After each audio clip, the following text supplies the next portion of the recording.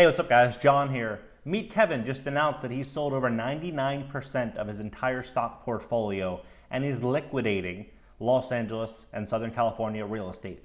Interestingly, I've been calling a lot of what he's just said today, and just a few months ago I sold my own home in LA. Because of everything that's happening in Los Angeles, I believe we are primed, especially in places like LA, for a major pullback.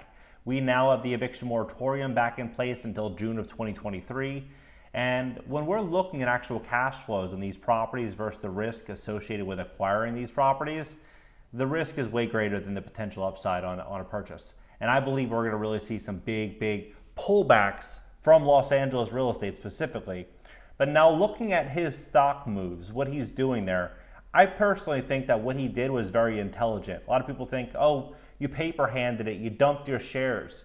Any smart investor is constantly looking at a situation, an investment, like what an attorney would do. Attorneys look at the upside, but they look at the downside more. Now with Meet Kevin's situation, Meet Kevin, he was on YouTube last couple of years especially, going really hard, posting consistently during the pandemic. He's been killing it, making a ton of money with YouTube revenue. And he's been investing it in the stock market and investing in stocks similar to like ARK Invest, technology stocks that did very well. And the gains on those shares were huge. They were massive. Now, if you look at the actual upside in comparison to the downside, I believe there's way more downside in those stocks than upside in holding for another 6 to 12 months. And if we look at what's happening right now, it's very fascinating to me when we're looking at, especially the last 2 years, what stimulus really did, what the PPP loans, what all of these subsidies really did, was it propped up the stock market to a level we've never seen before. And what does that do? Well, it feeds corporations. Corporations make money by selling stock. When they sell the stock, they get the money, they invest that money in infrastructure, they invest that money in employees, they build their moat of safety around their corporations and their businesses, right? That's what they do. And as they do that, they are dismantling the moat small businesses had. And now they've invested and we've invested in the demise of the middle class by funding companies like Amazon and Netflix and all these big corporations that are going to continue to grow like this. Ultimately, this could be a situation to where we look at, like, for example, we look at the overall economy right now. America has a workforce of about 168 million people. 168 million people, and about 63.8% of these people work for small businesses, right? It's a pretty massive sum. It's about 108 million people. 107, 108 million people work for small and medium-sized businesses. Well, it's going to get harder and harder for these small and medium-sized businesses to compete going forward, which I think it's pretty fascinating what we're seeing here. For example, if you go to mail anything, like Amazon, for example, you can't compete with Amazon. I mailed my dad a letter the other day, overnight. It was $68, right? I ordered a book from Amazon, Ray Dalio's new book. I ordered from Amazon. It was overnighted to me, and I got it for $20, including the cost of the book.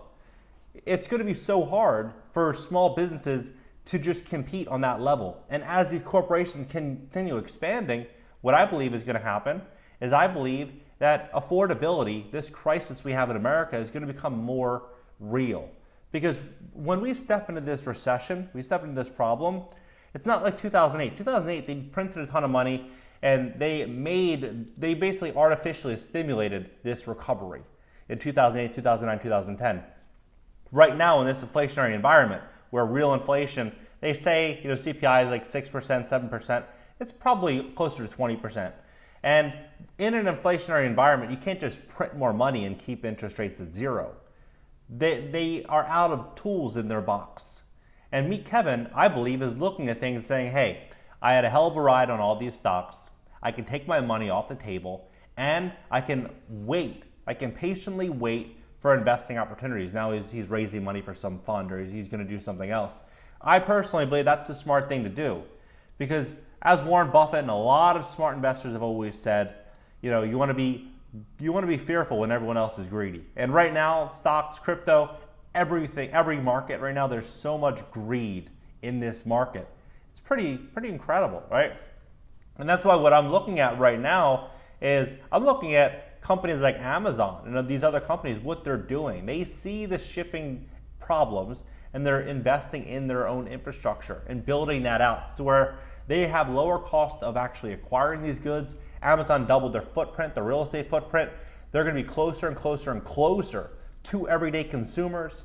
They're likely, I would bet, probably going to start investing in residential malls as these malls start becoming unprofitable and repurposing them as hubs to where they can store products and service products. Because what they can do, if they are able to, you look at like a business line like JCPenney or Macy's, they basically store items there until they're sold. And when they're sold, it might take a week or a day or 2 weeks to sell something, whereas Amazon is getting products in and out, in and out, in and out. The margins on the square footage inside of these malls, inside of these locations, they're going to make a hell of a lot more money than any brick and mortar could ever make, right?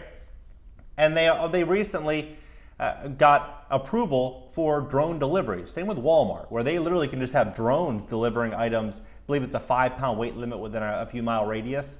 They're going to be reducing their expenses because they're investing so much into their infrastructure to where it's going to be very challenging for the people, the 107, 108 million people, the companies in which they work for, to compete with these corporations over time.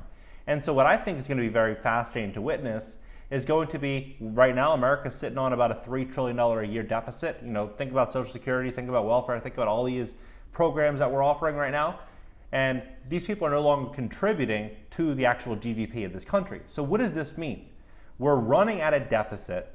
We're losing this core foundation that was America's middle class to big corporations, and it was all comprised over this rescue plan.